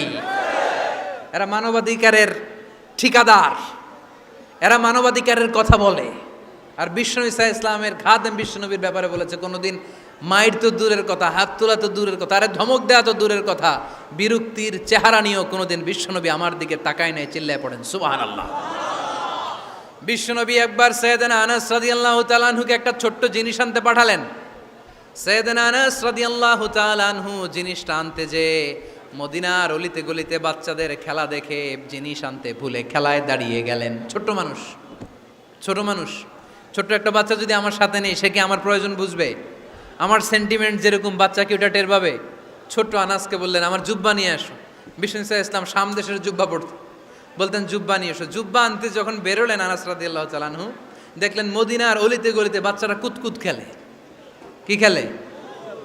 আপনারা খেলেন তো? এই খেলা দেখে আনাস রাদিয়াল্লাহু তাআলা আনহু ভুলে গেলেন যে বিশ্বনবীর জামা আনতে হবে। উনি ভুলে যে উনিও দাঁড়িয়ে খেলা দেখতে শুরু করলেন। এখন ঘন্টার পর ঘন্টা যায়, আনাসও আসে না, জামাও আসে না। বিশ্বনবী ভাবলেন হায় রে, আনাস মনে হয় ভুলে গিয়েছে, কি আর করা যাই, নিজের জামা নিজেই নিয়ে আসি। বিশ্বনবী বের হলেন জামা আনতে, বের হয়েই দেখে মদিনার গলিতে বাচ্চারা খেলতেছে, ওইদিকে আনাস রাদিয়াল্লাহু আনহু দাঁড়ানো। বিষ্ণু ইসলাম কিছু বললেন না, যে উনিও আনাস রাদিয়াল্লাহু তাআলা আনহুর পাশে দাঁড়িয়ে খেলা দেখতে আরম্ভ করলেন। সুবহানাল্লাহ পড়বেন না? সাইয়েদনা আনাস খেলা দেখতে দেখতে দেখতে দেখতে দেখতে দেখতে হঠাৎ বিশ্বনবীর দিকে চোখ পড়ে গেছে। বিশ্বনবীর চোখের দিকে যখন সাইয়েদনা আনাস রাদিয়াল্লাহু তাআলা আনহুর চোখ পড়ে গেছে, সাইয়েদনা আনাস বলে আমার কলিজাটা এখান থেকে এই দিকে চলে আসছে ভয়ে। কিসে? ভয়ে। উনি বললেন আমার গলা শুকিয়ে যেতে আরম্ভ করলো, কাঁপতে লাগলাম। হায় হায়, এখন আমার মনে পড়ছে বিশ্বনবীর জামা আনতে পাঠাইছিল, ভুলে গেছে খেলার আবেশে পড়ে। উনি বললেন বিশ্বনবী আমারে ধমক দেন নাই, আমার গায়ে হাত তোলেন নাই, জামা আনতে পাঠাইছি, এখানে খেলা দেখতেছো এটাও বলেন নাই, বিরক্তিও প্রকাশ করেন নাই। বিশ্বনবী শুধু একটা হাসি দিয়েছেন, স্মাইল। কি দিয়েছেন? একটা মুচকি হাসি দিয়েছেন। কি হাসি? সাইয়েদনা আনাস বলে ওই যে ওই দিনের বিশ্বনবীর মুচকি হাসির শাসন মরার আগের দিন পর্যন্ত আমি আনাসকে সোজা রাস্তায় রেখেছে, আর ডানে বায়ে নেয় নাই। শাসন করতে জানলে লাঠি লাগে না, শাসন করতে জানলে ধমক লাগে না, শাসন করতে জানলে পিট্টি দেয়া লাগে না। মুচকি হাসি দিয়েও শাসন করা যায় কি যায় না? সাইয়েদনা আনাস বললেন কোনোদিন মারে নাই, কোনোদিন ধমক দেয় নাই, সব সময় আমাকে আদর করেছে। চিল্লায় পড়েন সুবহানাল্লাহ। এজন্য সব সময় বিষ্ণু ইসলাম শ্রমিকদেরকে ভালোবাসতেন। শ্রমে কোনো লজ্জা নাই, লজ্জা হচ্ছে অলসতায়। আজ থেকে এই মাহফিল, এই এত বড় আয়োজন, এত বড় গ্যাদারিং তখনই সার্থক হবে যখন আমরা এই সিদ্ধান্তে আসতে পারবো যে আমরা অলস সময় কাটাবো না, আমরা আমাদের এই সময়গুলোকে প্রোডাক্টিভ ওয়েতে কাজে লাগাবো, কোনো না কোনো কাজের সাথে জড়িত হব। Never underestimate any job, whether it's big or small, বড় হোক বা ছোট হোক, কোনো কাজকে আমরা ছোট করে দেখব না। যে কোনো কাজ করো না ভাই, যে কোনো কাজ করো তা যেন হয় সবার চেয়ে সবচেয়ে সুন্দর। আমাদের অবসর সময়গুলোকে কাজে লাগানোর দরকার আছে না নাই? আমরা নিজেদেরকে কর্মঠ করে, কর্মজীবী হিসেবে, শ্রমজীবী হিসেবে নিজেদেরকে প্রতিষ্ঠিত করতে চাই। রাজি আছো মুসলমান? লক্ষ্মীপুরের যুবক ছেলেরা আওয়াজ করে বলো, পারা যাবে? লজ্জা কিসে? লজ্জা কিসে? অনেকে টাঙ্কি মারে, এদিক সেদিক ঘুরে, আর বলে আমার আব্বা চেয়ারম্যান। আরে তোর আব্বা চেয়ারম্যান, তুই কি? কয় আমার আব্বা MP, member of the parliament. আরে তোর বাবা এমপি, এটা তো তার গৌরব, তোর কি আছে সেটা বল। এজন্য নিজের পায়ে দাঁড়াবো। অলসতার সাথে আমাদের কোনো সম্পর্ক। আজকের এই মাহফিল থেকে আমরা অলসতা, অকর্মণ্যতাকে নো বলে দিলাম। অলসতাকে আমরা কি বললাম? আরো জোরে বলতে হবে, অলসতাকে কি বলবো? আর সব সময় কর্মঠ থাকবো, এনার্জেটিক থাকবো, নিজের পায়ে দাঁড়াবো, আইডিয়া জেনারেট করব, এন্টারপ্রেনার হওয়ার চেষ্টা করব, নতুন নতুন উদ্যোক্তা হওয়ার মাধ্যমে আমরা আমাদের নিজেদের ভাগ্য পরিবর্তনের চেষ্টা করব। কারণ আল্লাহ বলেছেন, ইন্নাল্লাহা লা ইউগাইয়িরু মা বিকাউমিন হাত্তা ইউগাইয়িরু মা বিআনফুসিহিম। আল্লাহ তাআলা ততক্ষণ পর্যন্ত কোনো জাতির ভাগ্যের চাকার পরিবর্তন করে না যতক্ষণ পর্যন্ত ওই জাতি নিজে নিজের ভাগ্যের চাকার পরিবর্তন করতে না চায়। চিল্লা এখন ঠিক কিনা? লাকাদ খালাকনাল ইনসানা ফি কাবাদ। আমি মানব জাতিকে কষ্ট সহিষ্ণু আর কর্ম সহিষ্ণু করে তৈরি করেছি। স্রষ্টা আমাদেরকে সৃষ্টি করে এক সংগ্রামে ঠেলে দিয়েছে। এখানে সংগ্রাম না করলে বেঁচে থাকা যায়? আমাদের সংগ্রামটা শুরু হয়েছে যখন আমরা মায়ের পেট থেকে বেরিয়েছি, ঠিক কিনা? একটা বাবার স্পার্মের মধ্যে 2 কোটি যদি শুক্রাণু না থেকে সেখান থেকে সন্তান হয় না। তার মানে এই 2 কোটি শুক্রাণুর মধ্য থেকে আপনি একজন সফল মানুষ, যিনি বাকি 2 কোটির মধ্য থেকে সব শুক্রাণুগুলোকে হারিয়ে আপনি সফল হতে পেরেছেন। সেখান থেকে দুনিয়ার বুকে আপনি যখন এসেছেন, আপনাকে সংগ্রাম করে আসতে হয়েছে। যারা সিজারের মাধ্যমে পৃথিবীতে আসে তাদের এই সংগ্রামটা থাকে না, কিন্তু যারা নর্মাল প্রসেসে পৃথিবীতে আসে তাদের প্রচণ্ড সংগ্রাম করে, প্রচণ্ড চাপা খেয়ে পৃথিবীতে আসতে হয়, ঠিক কিনা? কারণ আমাদের সাইজ ছিল অনেক বড়। আমাদের মায়ের যে অঙ্গটা দিয়ে আমরা পৃথিবীতে আসব, ওই জায়গাটা ছিল খুবই সরু। আমাকে সংগ্রাম করে, আমাকে যুদ্ধ করে, আমার নিজের অস্তিত্বের প্রমাণ দিয়ে চিৎকার মেরে এই পৃথিবীতে আসতে হয়েছে। চিল্লায় বলো ঠিক কিনা? এজন্য এই পৃথিবীর বুকে আমরা যতদিন থাকবো সংগ্রাম করে বাঁচতে হবে, ঠিক কিনা? পরিশ্রমে লজ্জা আছে? লজ্জা কিসে? মনে থাকবে লক্ষ্মীপুরের ছেলেরা, যে আয়াত দিয়ে শুরু করেছি সে আয়াত দিয়ে শেষ করছি। যখন সালাতের সময় হয় মসজিদে যাব, আর সালাত যখন শেষ হয় তখন মসজিদের বাইরে আমরা কাজে নেমে পড়বো। রাজি আছি তো? ফাইদা কুদিয়াতিস সালাতু ফান্তাশিরু ফিল আরদি ওয়াবতাগু মিন ফাদলিল্লাহ ওয়া যিকুরুল্লাহা কাসীরান লাআল্লাকুম তুফলিহুন। যখন তোমাদের সালাত শেষ হয়ে যায়